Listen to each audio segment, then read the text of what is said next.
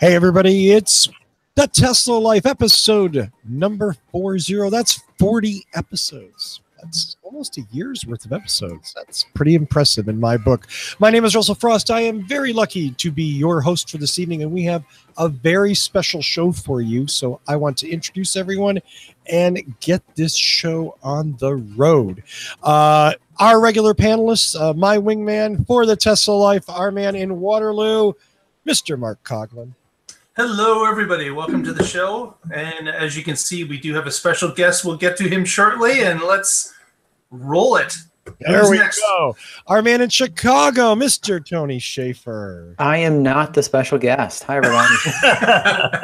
You are special, but you are not a guest. Totally different kind of times. Absolutely. And speaking of special, our man with 2 Teslas in the driveway and a big smile on his face. I don't know why. Oh, maybe because of some other stuff today. Dr. Evan Fusco. Hey, everybody. Glad to be here. We're going to have a great show today. We are. And our special guest, a man that anyone who's watched this show is familiar with. He just finished a 13,000-mile, 36 U.S. state, 3 Canadian province tour in his brand new Model 3. Why did he do that? Well, we're going to get into that. Stay tuned. We like to call him Yo-Yo. Yo-Yo, how you doing? Really good. Thanks for having me on the show.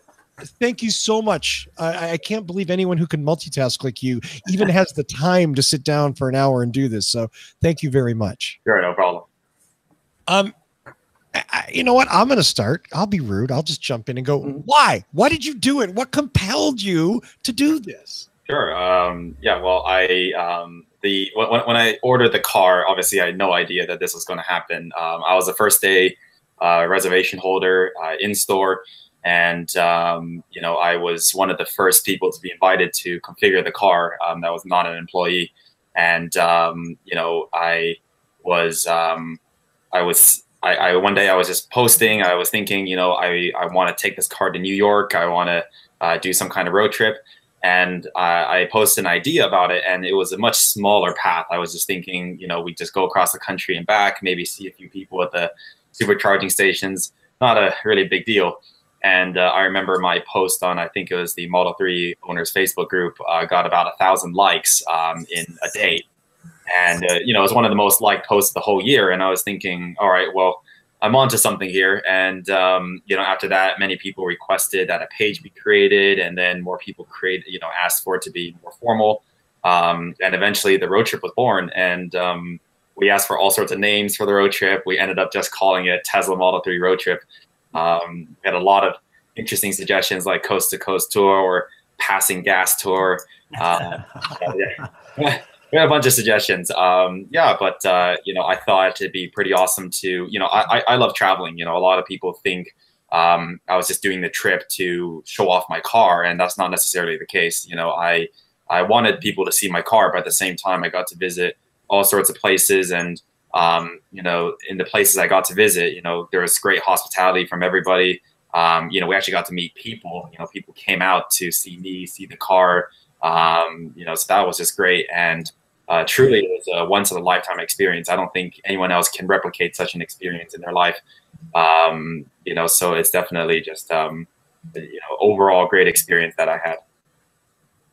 Doing it for the journey alone is reason enough in my world. That you did other stuff is incredible. Yeah. And during that trip, do you have an estimate as to the number of stops that you did and the number of people that obviously there's probably thousands, but what do you have for numbers that you collected? We kept like a rough estimate of numbers. Some of the stops were very, very informal. Some of the stops I was sleeping while other people were in the car. I remember that was one of the stops in Michigan. Yeah, some guy came and I was just about to doze off, and it wasn't a formal stop, but this guy rolls up in his i3. We made eye contact, and I was going to pretend to go to sleep. just like on the airplane. Yeah. But he showed up, and I was like, all right, well, I really need to sleep, but, take a look at the car and just leave when you're ready to leave. But we made about 100 stops, and that's the number of charging entries that we have. And we also we saw about 4,000 to 5,000 people in the car, and the number of test drives is approximately 450. Wow. Yeah.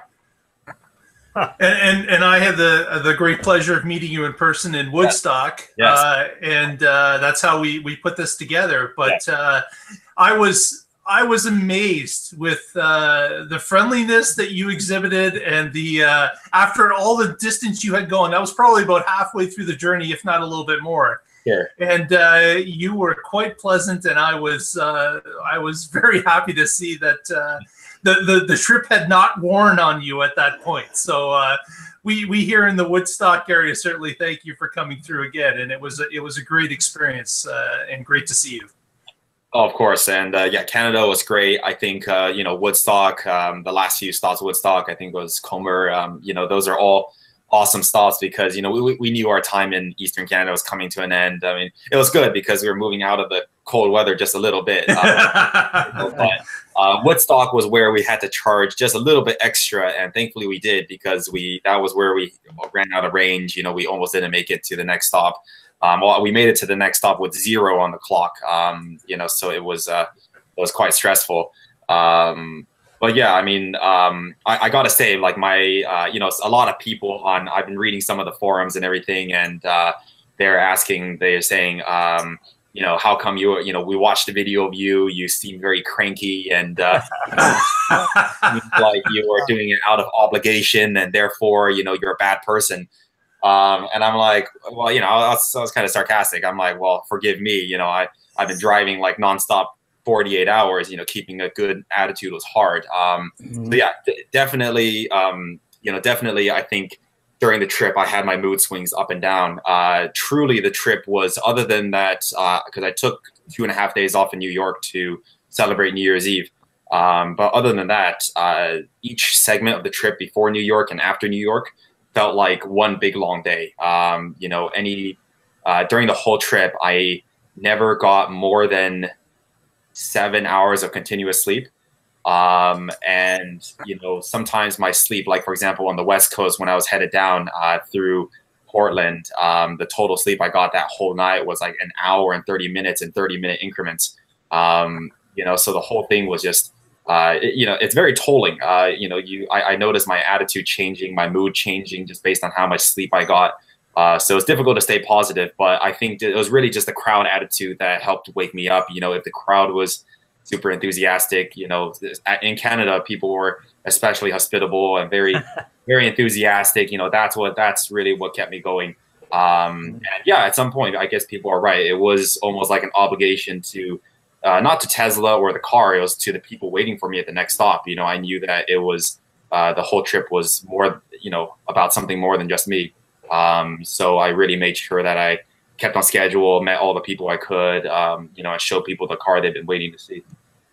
Yeah, I think, you know, it just following that, it spoke to the hunger in the 400,000 people with reservations and even those without, for any little nibble of information and experience and pictures and stuff that they could get. And you fed at least a few spoonfuls of to all of us by doing this trip, you know, and gave us those little tidbits of information. How does charging work? How do they bill you to super, you know, and you filled a lot of those gaps and that's what I think was so inspiring about what you were doing. And, you know, you could see you were grouchy sometimes on some of those posts. And look, and anybody that thinks you're bad for that has apparently never done any long distance driving, because dude, that's exhausting for sure. And so you get a pass, at least from me, on that. But you know, I think it was just amazing. I'm sure you've had much more time to reflect on it than I have, to watch how much people really wanted to hear that, you know, and Tesla withheld that from us, really, right? Because they knew they couldn't meet sales expectations. Yeah. And then, you know, the other piece that we all liked was that you were very candid about the problems. I mean, I don't think you weren't out bashing, but it was candid. It was, here's a problem I've had. Here's a picture of it. Here's what went wrong and why it's a problem. And you know, obviously you got Tesla's attention in that. And I don't think any, 2-day test drive that their engineers did would have captured what you did over that 13,000 miles. I mean, man, that's a beating you put that thing through, and exposed a lot of stuff that probably would have just trickled out otherwise. Sure. Well, I think a lot of people thought we were somehow putting on an act of honesty, as if we were like being more candid than we would usually be, or me personally. But I'd say that my character in general is quite candid. I don't usually like go with the niceties. I tell it as it is. Some people are also saying that it looked like we were proud to be doing the community a service, and that's not necessarily the case. I was just a concerned customer, and I had purchased this car on the understanding that I was getting a finished product. We had seen so many delays, so I had personally expected that Tesla would have worked out a lot of the smaller bugs that are seemingly very easy to fix. And I was disappointed because I remember when the car was picked up, I remember overhearing a conversation with another delivery specialist and another family that was actually picking up 2 Model 3s that day.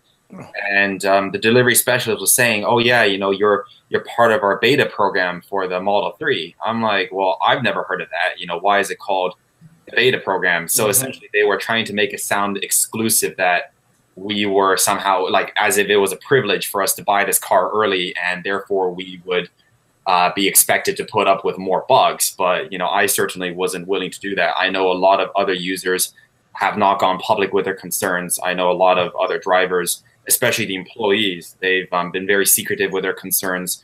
Some of them have messaged me privately saying they've had the same concern, but they haven't reported it out of fear of, retaliation or things of that sort. But I mean, as soon as we took delivery, the charge port was broken. Then we got an airbag warning, and then we had tire pressure sensor warnings.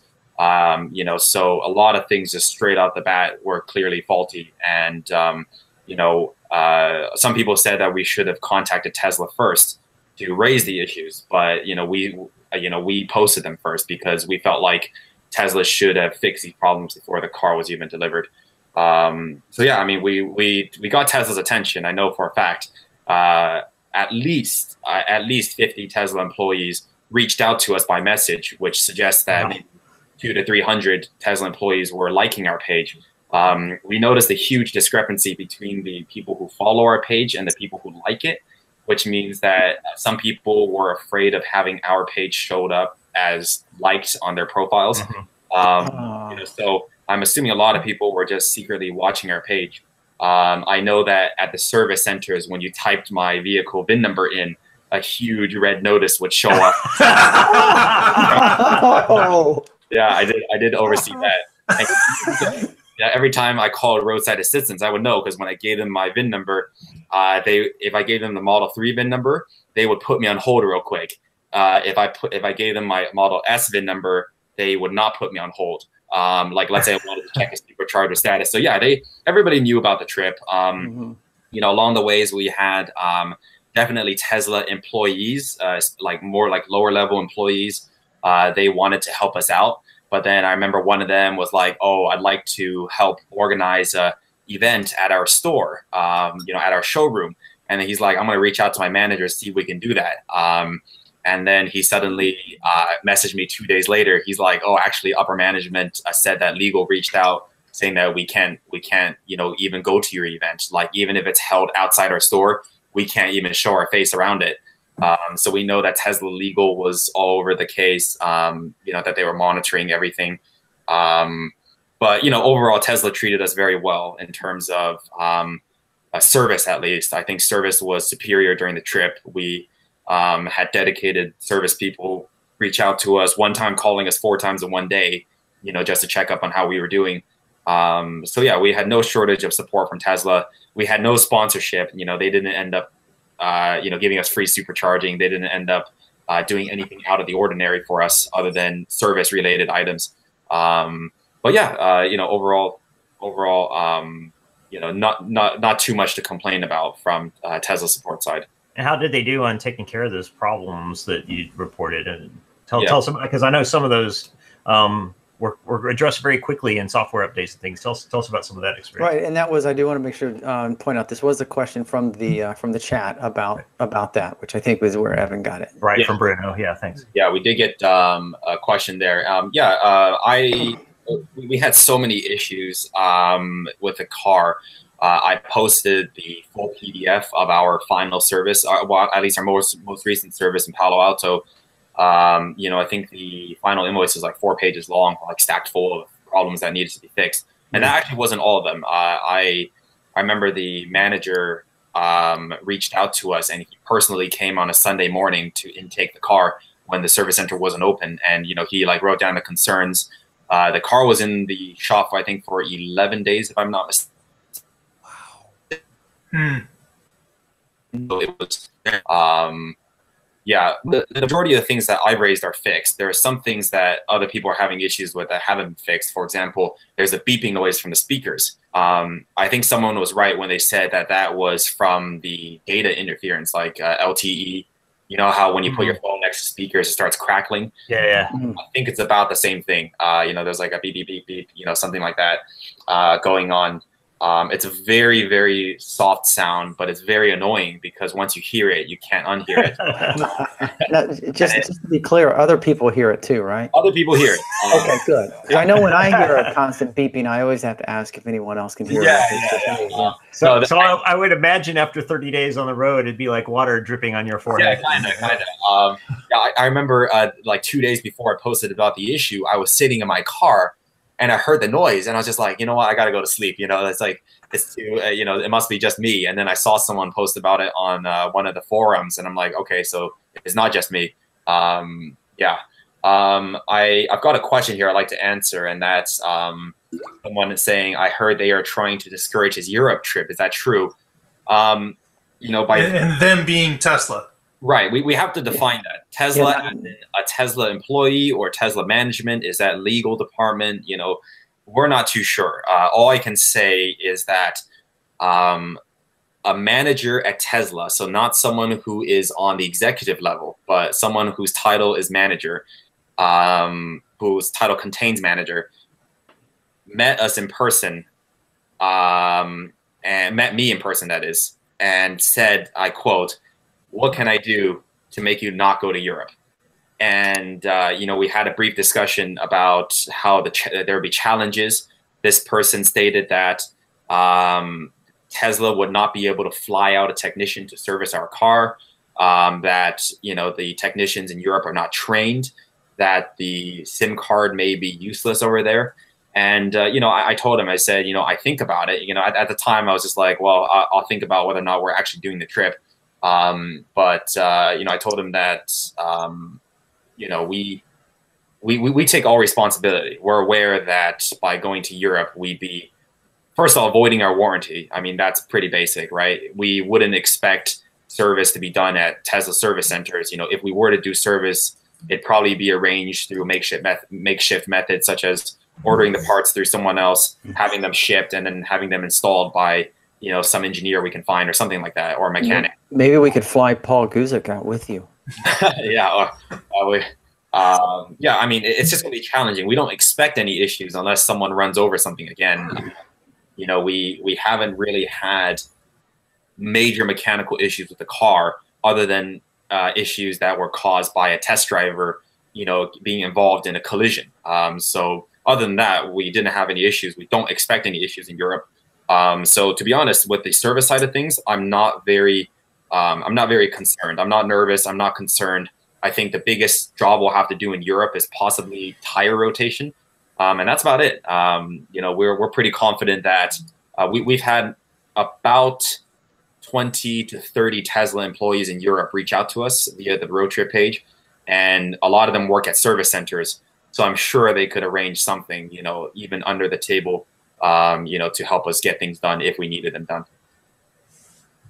Yeah, that's really interesting. And, it's, I don't know how to say, is it brave or ballsy to be taking this and, knowing what you're in for, and you just listed them all out. Yeah.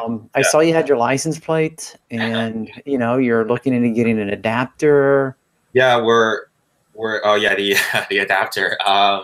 So okay, yeah, that was just a lot of things there. With the Brave part, I mean, we did this so quickly that a lot of the things weren't very. We I think, you know, we actually haven't spoken to anybody. I haven't spoken to anybody about the trip really after it's complete. After, you know, we completed the trip, because the day, because I ended the trip on Saturday, and then the very next morning I was in London. You know, so you know, I was so busy. But when I got back, I realized that the vehicle insurance had lapsed. You know, and the vehicle was not properly insured for a portion of the trip. Oh, jeez. Yeah, so I won't go into too much detail, but yeah, just the vehicle, even though people said it was insured through the through our existing policy on my other Teslas, the other Tesla's policy had lapsed too. Therefore, that grace period didn't carry over. So there was a little bit of confusion there. It was covered for a part of it, but not for the majority of it. So we got lucky with that. Wow. Wow. You know, we were also very lucky in terms of weather. You know, we avoided that, what was it called, the nor'easter or something like that, or what was it called, the cyclone bomb or bomb cyclone or something like that. Yeah, cyclone bomb, I think. It was kind of following your way out as you were moving out of Ontario. Exactly. You know, so we got very lucky in terms of just everything along the trip. I think we got lucky with. You know, even after that test driver ran over that object in the road, you know, damaged both our left tires and rims, we had the exact size available at the store that we were towed to. You know, just they had two left, two wheels, you know, two tires. Also, you know, people, as much as they were complaining about our scheduling technique, you know, we started the trip without knowing what day it would end, and we ended it just like, you know, with 10 hours to spare before my flight the next morning. Oh my God. Everything fell into place. You know, we were scheduling so many of these events like maybe a month in advance. And at that time, I didn't even know if I was actually doing the trip. And I was just looking at we didn't actually punch in any of the city names in Google Maps. We were just looking at the map. I remember we pulled it up on the TV, and you know, we would look at these distances and say, okay, I think that's about a 10-hour drive.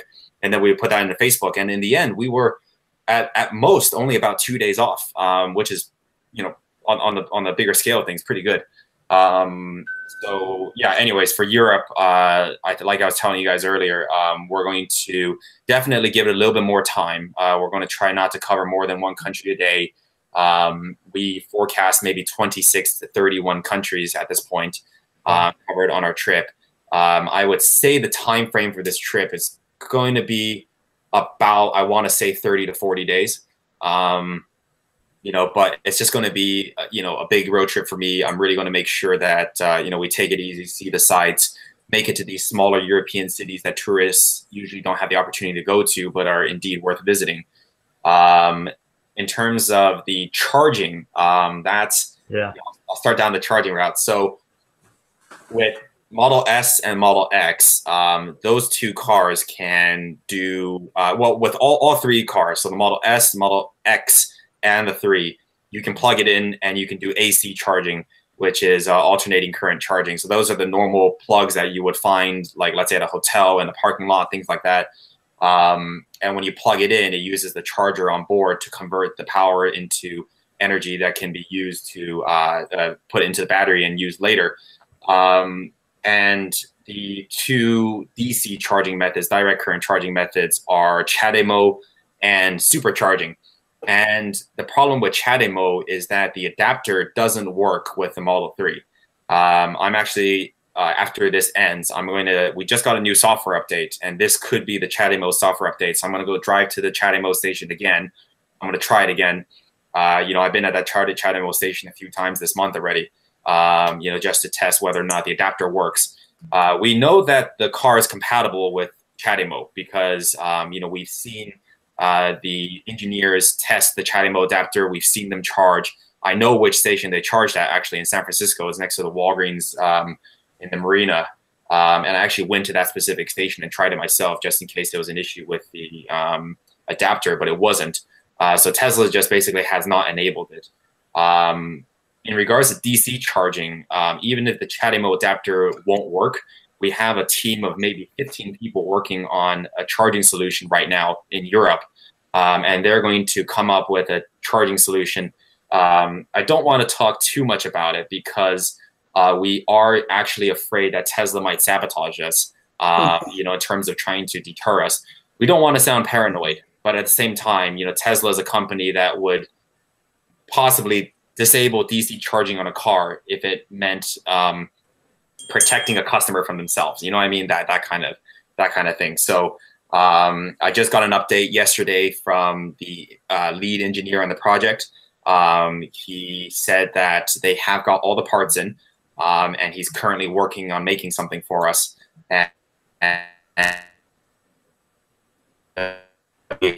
On the US over there before we will know, even before the car is shipped, whether or not we will have access to DC charging over there. But I think the trip will be dramatically changed without CHAdeMO or supercharging. Because it'll last about 200 miles, and then exactly. I don't want to get very annoyed, you know. So I don't know. I mean, the shipping time is going to be a month. I would say that I would personally bet on Tesla having the CHAdeMO technology enabled within a month. I don't think that's too outrageous of an expectation. But I'm just saying, you know, as soon as the car gets off the boat in Southampton in UK, I'm going to have to charge for like 8 hours just to get to London, you know, and that's just going to be tiring. You know, I would have to cancel a lot of the extra stops. So, for example, I wanted to go to the north of Norway to see the Northern Lights in Tromsø, and to get from Oslo to Tromsø, it's a 24-hour drive, and that's not including charging. And you can only imagine if we had to plug in the high-powered wall connectors the whole time, how tiring that would be. So, like we said, if there are any Tesla engineers watching and they want to give us the parts, such as an adapter or a rewiring schematic or the hardware, you know, they're welcome to, you know, just contact me. I'll give them my PO box. I'll give them my address or something you can put on my doorstep.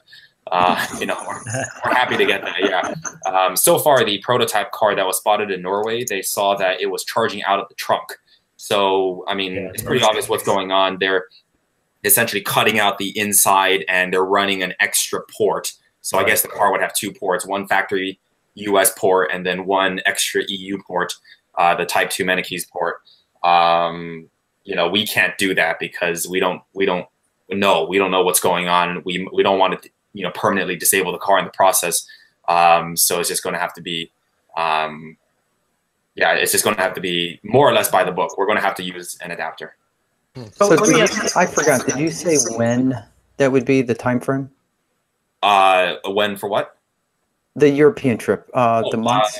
Yeah. So with the trip, you know, yesterday I called. We were working with an exporter who is based out of like the East Bay over here in the Bay Area, and they're going to be putting the car on a boat. And essentially, to export it, you need to have a clean title, which means you can't have a lien holder or a bank that you finance the car through. And I called the bank who financed the car, and they said, you know, you either need to have the whole thing paid, or you need to have the loan open for 6 months, which to me doesn't make much sense. I'm like, what's the difference between me keeping the loan open for 6 months and 1 month? You know what I mean? It just doesn't make a lot of sense, you know, in terms of protecting your asset. So yesterday I was able to kind of borrow some money here and there, free cash, got $50,300 in a cashier's check, and I paid the car off. So the car belongs to me now. Yeah, we're going to export it. Maybe I'm leaving for Europe on an unrelated trip this Friday, which is in 2 days, and I'll be back on the 14th. And as soon as I get back, I hope to have the title in the mail, and then immediately it's going to go on the ship. And then the shipping time is just about 28 to 30 days. So if all goes right, I want to start this trip before the end of March, and I'm really, really dead set on that. So I'm aiming for March 20th at this point, without any further delays. Yeah. So how are you going to? You don't have to reveal any secrets, but do you have a plan for being able to get, for instance, if the CHAdeMO update is pushed while your car is on a ship, when you get to Europe? Are you going to have them swap out a SIM card when you get there? Well, right now, actually, we are going to consult someone later today. But one of the questions is, does the car even use a SIM card? You know, is it one of those like things where the car has a locked-in SIM card that can't be swapped? You know what I mean? It's like one of those programmable SIM cards where it can change carrier at moment's notice. Or is it a SIM card like the Model S where you can just remove the MCU and swap it? You know, if it's a swap, that's simple. You know, we know that. We know that there'll be Wi-Fi. We hope that the Wi-Fi will be enabled by the time we get to Europe. Another thing we're going to test today is whether or not the car will connect to Tesla service Wi-Fi if we spoof a Wi-Fi hotspot called Tesla service. So we're going to see if that works. If that works, we can just spoof a Wi-Fi network once we get there and, download the update. Also, we can't talk too much about it, but we do have European contacts who are managers at service centers. And I'm sure that they could work something out to get the car updated, even if it was under the table and without Tesla's authorization. So similarly with the billing for supercharging, even if you get the adapter, do you have any confidence at all that that will actually work? I'll tell you that the car will charge even if billing isn't working. That's billing, based on my understanding, is calculated by the charger itself. There's some sort of computer inside the supercharger, and it's being calculated. And I say that because if you restart the car when supercharging, it's going to lose track of the billing amount. Also, the billing amount on the car was always different from what the charger had. So the car doesn't speak with the charger in terms of billing. It's not going to contact the charger and say, hey, how much are we up to now? It doesn't, I think there's one initial handshake, and then it kind of talks to each other about charging, but nothing about billing. So the only way Tesla could sabotage us is turning off supercharging in Europe.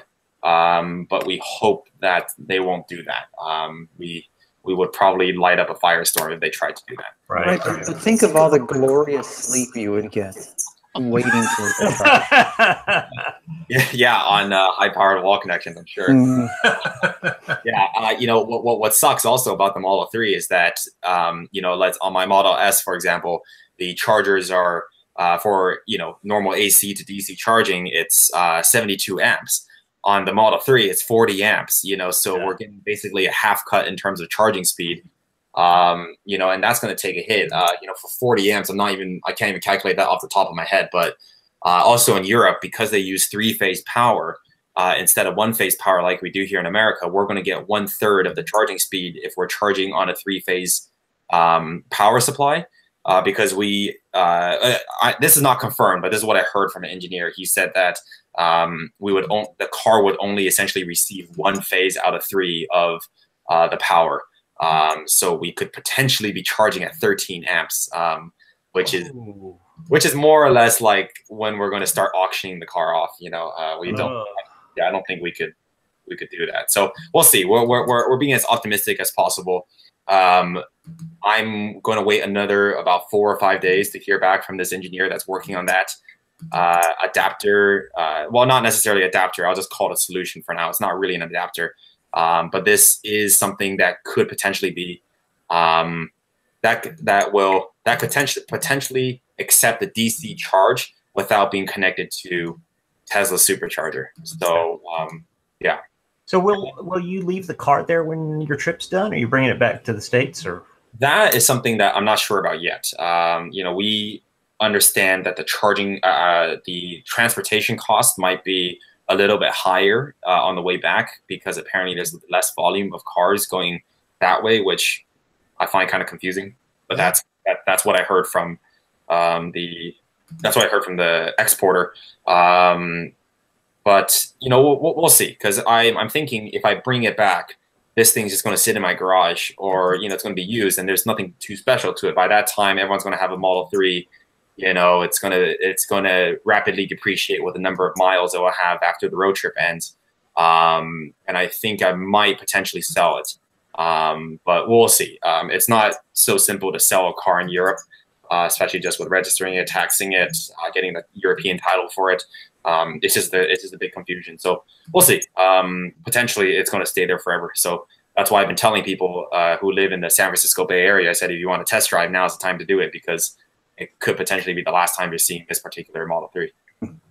And that kind of brings up another point. When you drove your North American trip, yeah, you came through with, we were surprised to see a Great Britain plate on a car coming from California, driving through Ontario. So we would like to know, how does that work? How do you get a Great Britain plate in California and be able to drive through the entire United States and part of Canada? It was like bizarre.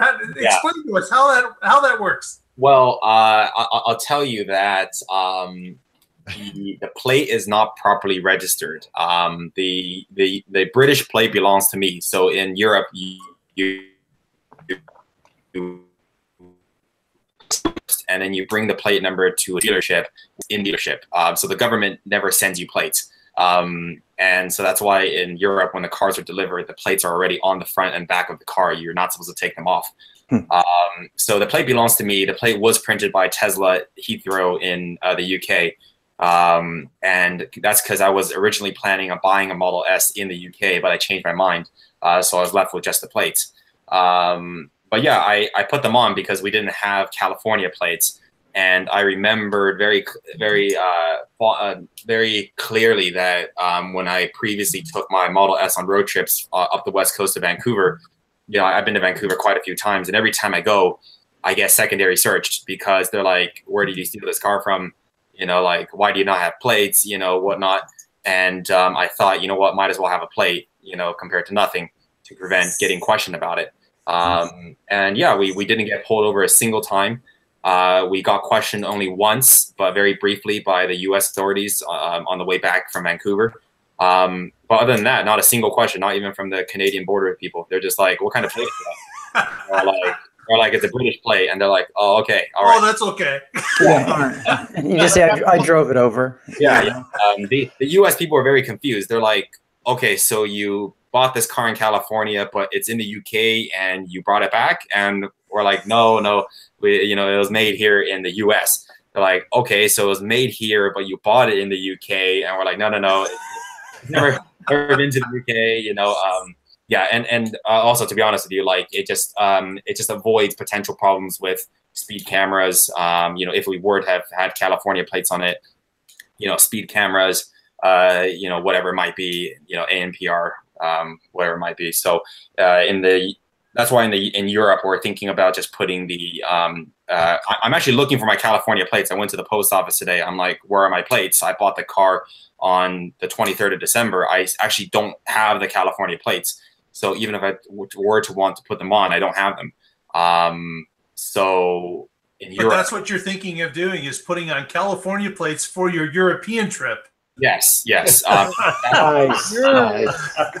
Makes perfect sense. Yeah, that's a great way to avoid the congestion charge, because congestion charge is because, as you may know, in Europe, like for example in London, there's a congestion charge. So every time you drive in central London, after a certain point, these cameras take a picture of your car and send you a bill, and it's around $20. It's expensive per day.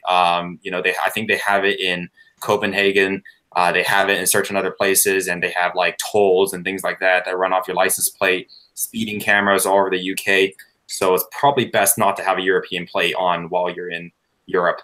You know, those Europeans are pretty sophisticated. So maybe someone could swing by and get Evans plates, and you could drive around with those. Yeah, well, actually, you can have my second one. I don't use it anyway. What does your plate say? What's that? What does your plate say? It says, what the hell does it say? Oh, it says plugs in, PLGZEN. Okay, all right. Well, you know, honestly, I could put on any plate I want over there, and I doubt they care too much. You know, well, I mean, they don't have access to any of the computer systems, so they're going to pull you over. They're going to see that you have a license, have the U.S. paperwork for the plate, and then they're just going to be like, "Go on your way." Also, if I put on the UK plate over there and I properly register it under the UK plate or get a temporary Q plate, there's no doubt in my mind they're going to make you drill the front plate on. or put the front plate bracket. And currently, no bracket exists for the Model 3. So the slope of the front bumper is like this. The plate has to be like this. So essentially, I'm going to have to either find a triangle mount of some sort, or potentially put the US mount on. When the US mount goes on, it sticks out by about that much from the car. Yeah. And then you're going to have this flat plate kind of like flapping up on the edges because the plate is wider than the US plate. So I just rather not deal with that.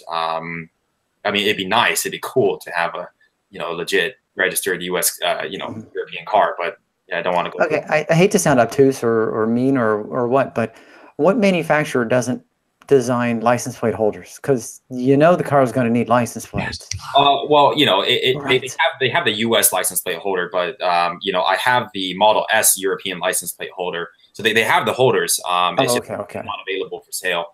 And people have spotted the Model 3 in Europe, but I think there's been maybe 4 or 5 spottings, but every time they just have these terrible pictures, no good pictures. Some guy saw the supercharging station. He's like, "Oh, I was afraid to approach it." I'm like, "Well, look, we want to see how the plate is mounted, right? We want to see how the plate's mounted. We want to see that charging in the trunk, like what's going on in there." The guy was like, "Oh, I was too afraid to go look at." That's what police or the car is going to eat him. Yeah. Right. So yeah, it's going to be sad because once the Model 3 is delivered in Europe, over there, it's not an option not to have your front plate mounted at delivery. It has to be mounted before it leaves the store. So people are going to have this, big thing in the front. It kind of ruins the look of the front. Yeah. I'm just curious. And if this isn't too personal, who's paying for this? How are you paying for this? I'm obviously fundraising for the cost. So to date, we've raised, just from my credit card form appeal, we've raised about $2,100. And that covers our shipping costs as well as our documentation fee and, lodging for a few nights already. And, during the US trip, our costs were really funded by the test drivers. So test drivers were contributing to the trip in exchange for a test drive.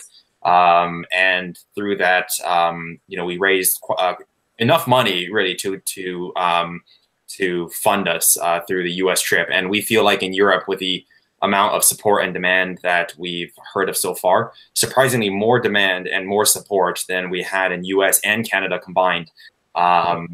These people are definitely very, very happy to support our costs. We're not too nervous about the cost element of it. So Europe is a little bit more expensive. We know that we'll have to pay for a lot of tolls when it comes to motorways. I know that on the highways over there, they have these stickers that you have to put on your windshield. And, some guy who traveled across Europe, his entire windshield is just full of these stickers. That's really common. They don't have like Fast Track or Easy Pass there, so everybody there has to buy these little stickers. And every year you have to buy a new one just to drive on the highways. And the cops look out for that kind of stuff. Yeah, they're not cheap. They're not cheap. No. We rented a car last trip over there and drove across country line and the rental car didn't have one. I had to pay for that and they'd get reimbursed. Yeah. So, usually before you enter a country, there's 2 lanes and it says with sticker, no sticker, or with the what do you call it? I forgot what it's called, but yeah. But yeah, a lot of people have reached out. They said, you can just give me your address. I'll buy it for you before you go. And by the time you get here, it will be, you can stick it onto your windshield so you don't have to wait. So yeah, I mean, it's not crazy cost, but we're going to be going to some very expensive countries like Norway, where a pint of beer can cost you $15 to $16. So that's definitely, a place where it's going to be a little bit more expensive to eat, to sleep, to whatever. And again, it's a very long trip, but again, everybody who's taking a test drive is helping support the trip. And if anyone watching this podcast would like to donate, we can, we can happily take your donations on our road trip page.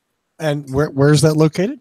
It's our road trip page is on Facebook. So the Facebook page name is Tesla Model 3 Road Trip. Super simple, and yeah, we have donation links all over it, and yeah, we're happy to take any amount, $1, $5, $10, $100. You know, we'll take anything you have, and yeah, people have been very generous, but you know, in some ways, I think you know, people are getting a really good deal out of this. You know, people are giving us a very small donation, and they're getting to drive a car, especially in Europe, that they won't see at this rate for maybe like another 2 years. You know, so. For them is an experience. You know, it's like those people on the Champs-Élysées in Paris who let you drive a Ferrari for 20 minutes for 100 euros or something like that. Yeah, so we're providing a similar service, I guess. Is that sort of like the Uber of like of like fun driving or something? Like, yes, I mean, you know, I've never heard that. Like I remember every time I go to Paris on the Champs-Élysées, right near the George V. And have this and they have these decals on it, and they're like, "Oh, drive me for," and then they have like some price rates, and these people will like basically ride with you around the block. You know, basically what we did, but they charge like 10 times more, and you know, you can only drive the places they tell you to, and it's a loud gas car. You know, so I'm letting people drive a awesome, you know, electric car, right? Yeah. Sure, yeah. Absolutely. Yeah. Let's see.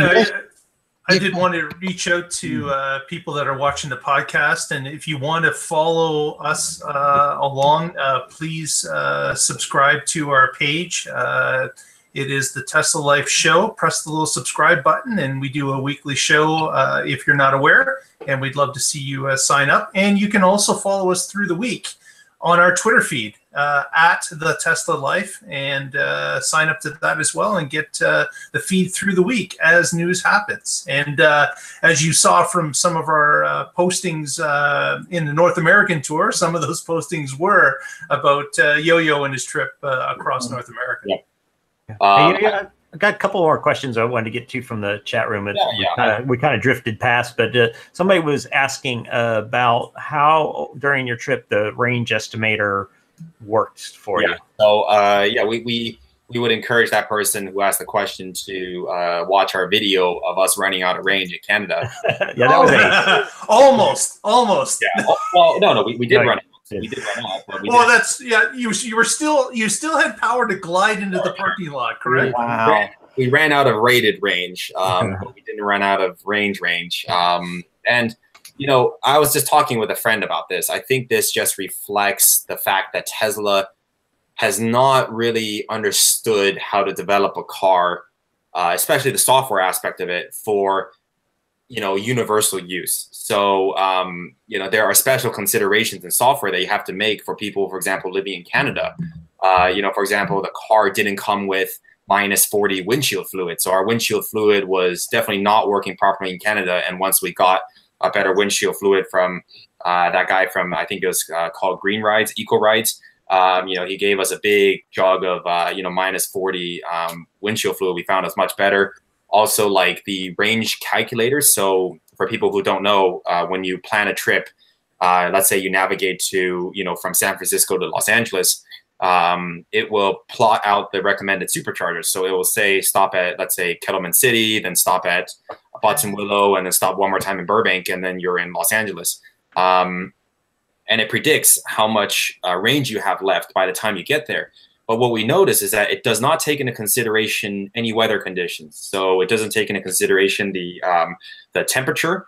So when it gets cold, the battery loses so much more range. You know, I did not have the heater on, and I didn't even have the seat heater on. And, you know, we were just losing range like crazy. It was almost like the battery was leaking, you know, and even like halfway through, the range estimator was falling. So at first it said I was going to get there with like 20%, 30%, which is a very, very comfortable margin for most people. You know, usually in California, I leave the previous charging station with just 5% left. I'm very confident that the range estimator is correct.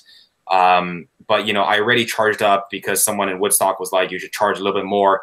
And I said, fine. So I actually went back after the test drives, charged more. thought, okay, there's no way I'm going to run out with 20 to 30% to spare. And that number just kept falling and falling and falling. And, by the time it got there, it was zero. So I think Tesla should consider that people don't just drive this car in California, that people drive it in places like, I think it was Wyoming and Nebraska, where we reached very, very high wind speeds. That was really messing up our range, as well as, extreme weather conditions, which make it very difficult for the range estimator to be correct. And I feel like, again, these are all things like, if Tesla was based out of Toronto, I'm sure this wouldn't even be an issue.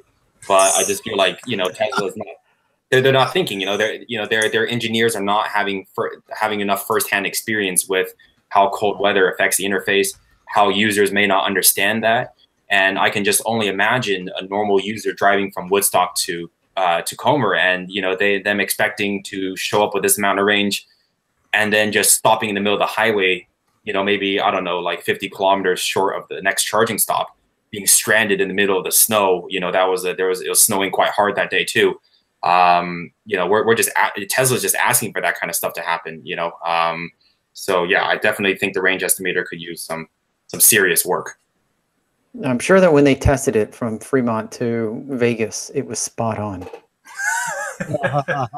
Yeah. I think they would have gotten more range than the predictor showed. Yeah. The predictor, I think there's a lot of questions about the predictor that have gone unanswered and unconfirmed, more or less myths. So for example, if you drive very hard, does it use your previous driving history to calculate the estimated prediction? If you drove really hard the previous leg, does it take that into consideration when calculating again? Or would two people with different driving habits get the same estimate for the next stop? So we all don't really quite know. Yeah, I'm looking for some other questions here. Let's see.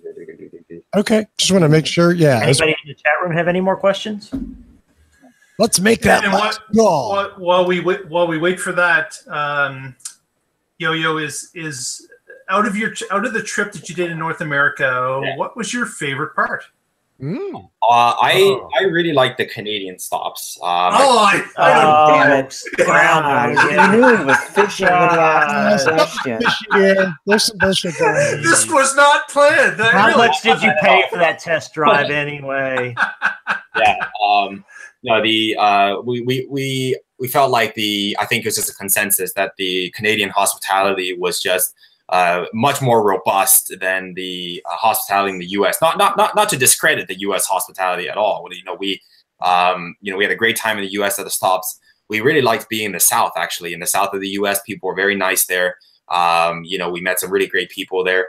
And I think just generally speaking, a great part about the trip was just meeting so many people from different backgrounds. And it sounds so cliche, but when you meet like 4,000 to 5,000 people who have this one shared interest, but have almost nothing else in common. It was a very inspiring trip. You heard from, we went to these cities where people shouldn't really live. They're these like crazy middle of nowhere cities. We went to like Urbana-Champaign in Illinois, and we're just like, how do people live here? It was just like, ouch. Wow. It was a ghost town. It was like -10. The roads were like crumbling, and they had like this one market, and we're just like, this is crazy. But we got to learn so much from the people. Everyone was so funny and very, very welcoming on the trip. And we just lost the Champaign-Urbana viewers. Yeah, maybe so. Yeah. Well, to be fair, it's a university town, and it was winter break, so maybe it's more lively when people are back. But we got to visit so many more like smaller, more out of the way cities like Springfield, Illinois. We got to visit Lincoln's museum and tomb. These are cities that people normally wouldn't be able to go to. So on car, we got to pass by so many of these small cities that we've only heard of but never really been to. So that was just amazing. In Chicago, we had some really nice deep dish pizza. We met such a great crowd. The service manager wasn't too happy. They called in the regional manager to our Chicago event to do some crowd control. And I remember they wanted us to move to a garage where parking cost $20 an hour. And we're just like, no, we're not going to do that. We're not going to host our event there. So we ended up ignoring Tesla's wishes, and we did the event in the parking lot of their service center anyways. Actually, not necessarily in the parking lot, but in the alleyway behind the service center. So yeah, we had a lot of really, really unique experiences. We got to see the time. We went to Times Square. We stood in the minus 13-degree weather, and we saw the ball drop. So we had so many unique experiences. Wow. The next time I hear someone say, I've had a once in a lifetime experience, I'm going to be like, I've got to ace up my. I'm going to Absolutely. Bitch, please. All right, let me hit these last couple questions from the chat room. Aaron Cocker wants to know how long you anticipate being on your UK leg of the trip. UK at most, like pushing the most, I'm going to say 5 days. That's pushing the limit. I want to say about 3 to 4 days. I do have friends to visit in the UK, so I'm going to have a few off-the-record stops. But essentially, it's going to start in London, go up the coast to Scotland, and straight back down almost instead, and where the ferry is, and we'll take either to France. And once we get to France, it's going to be a pretty hard push to Paris and so on. So I hope people will check out our map. Yeah. Okay. So, and then finally, Lee Moon is asking, compared to your Model S or the Model X, what's your overall satisfaction with the 3? I think, obviously we get a little bit of a skewed perspective because you're complaining all the time, right? Sure. So, but, just your global picture. How do you? Would you open another reservation or? Right. I would. I would want the dual motor for just a little bit more speed. I like speed when driving. I'd say that the Model 3 is definitely very exciting to drive. I think one thing I noticed about the Model 3 is that I've never seen a warm-up screen. You know what I mean? On the Model S and X, sometimes when you press the brake pedal, it says like instruments are powering up. Right. Please wait until this message clears before you start moving. And you can't drive the car. But the Model 3, every time I jump in, it's ready to go. I punch the gear stalk down, and straight off, you're ready to go. I've said multiple times during the trip that the 3, in my opinion, is of better value than the S. I think you're getting more car for your money. The S people should get if they want the hatchback, if they want, if they want free supercharging, if they want something that's much quicker off the line. But a Tesla senior manager came out to our Finish Line event, and he has already driven the dual motor Model 3. And he told us, he said, it's sick. When I asked him about the car's acceleration, and he said it's definitely going to be something comparable to the Model S. And by that, I really do feel like it might be faster than the 75 off the line. So yeah, overall, I'm satisfied with the car. The car is great at driving. The software on it, I'm going to give the software like a 2 out of 10. Very poorly conceived software, very rudimentary. Seemed like that's some, a lot of the bugs in there are fixable by people in a basic university level computer science class. I really wish those were solved before released. But yeah, the car is excellent. I give the driving of the car itself 8.5 out of 10. Wow. Yeah. Wow. Nice said, sir. Yeah. And I mean, arguably you have more Model 3 miles than anybody else. I think so, because it's not that important, but I was thinking like, what records do we hold? We hold, I think the most people in this is all about like a customer car. So I think we have the most people who have ever sat in this car. Most people, the Model 3 that's been the most sat in. Yeah, that's right. So about 4,000 to 5,000 people. We probably have the most mileage. At least when we were done with the trip, we definitely had the most mileage. I can't imagine another customer who just took delivery 2 or 3 days ago did something similar. Without knowing about it. Most different drivers in a single car. Oh, that's true. That's true. Definitely have infinitely more test drives than Tesla. Because as you know, Tesla's not giving test drives out. You know, states. And yeah, so in Europe, I think it's just going to be crazy. Right now we already have about 7,000 people following us on Facebook, and we hope that podcast watchers will follow us on Facebook. I mentioned the page name earlier. Mention it again. Sorry? Mention it again. Oh, yeah. Our listeners have very short memories. Tesla Model 3 road trip. So just super straightforward, Tesla Model 3 road trip. We hope that if people can't contribute funds to the trip, that they would at least be able to share it among their friends and tell them about the page. Because so many people during the US and Canada portion of the trip, they're like, oh no, I just heard about you, and I missed you, are you coming back to this place? And we're saying, no, sorry. Once we pass somewhere, we're past there at that place for good. We never went to the same place twice. And it was just such a shame because, and some people found out about us like on the day of the event. So the more people know about it, the more people, we can reach.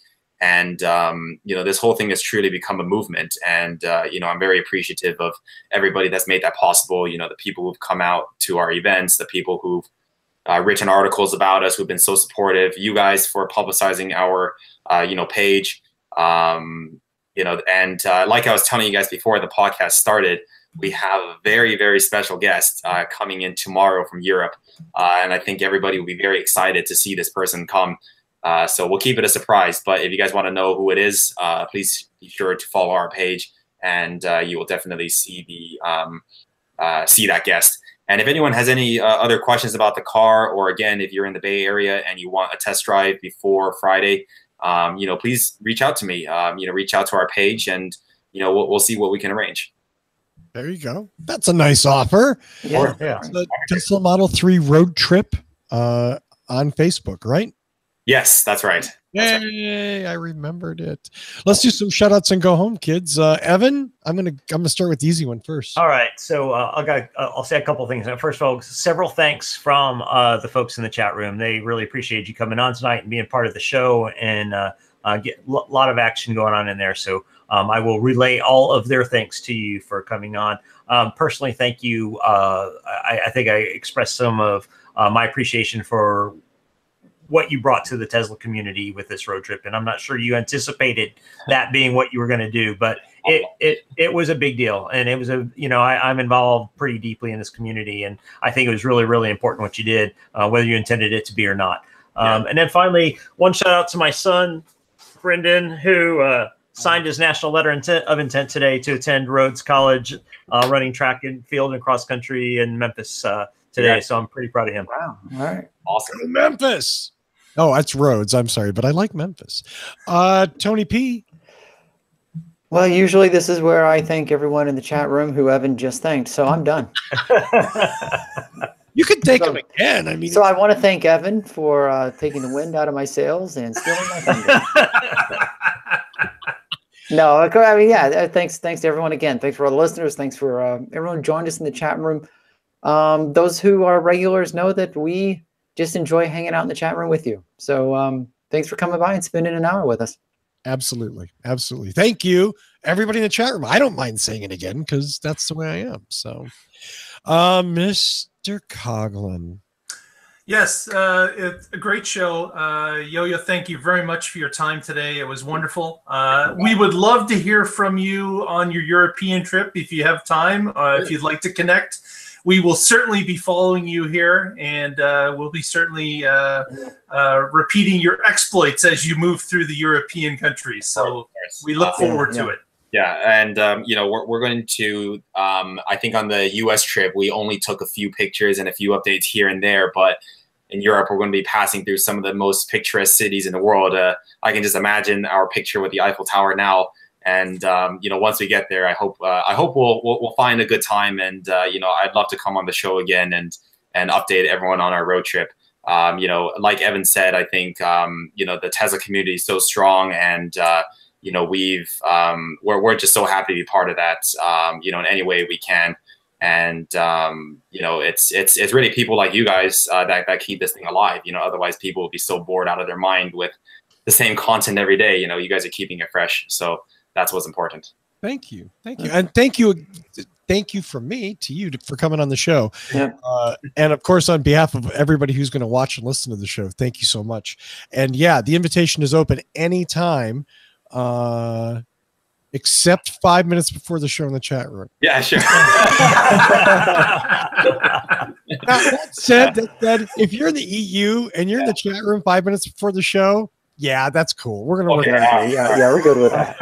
When you're on the same continent, maybe we have some structure. Sure, yeah. I remember I was on the highway. I was like, wait a second, what time is it?